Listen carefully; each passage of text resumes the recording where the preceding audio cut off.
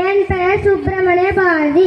நான் சின்னசாமி ஐயர் இலக்குமி அம்மாளுக்கு மகனாக டிசம்பர் 11, 1852 எட்டயபுரத்தில் பிறந்தேன். நான் ஒரு தமிழ் கவிஞன். கண்ணன் பாட்டு, குயில் பாட்டு போன்ற காவியங்கள் எழுதியுள்ளேன். நான் ஒரு சுதந்திர போராட்ட வீரன். என்னை தேசிய கவி, மகாகவி என்னும் அழைப்பார்கள். நான் பெண்களுக்காகவும் போராடினேன். என்னுடைய சுதந்திர பாடல் சுதந்திர கனவை மக்களிடம் உருவாக்கியது.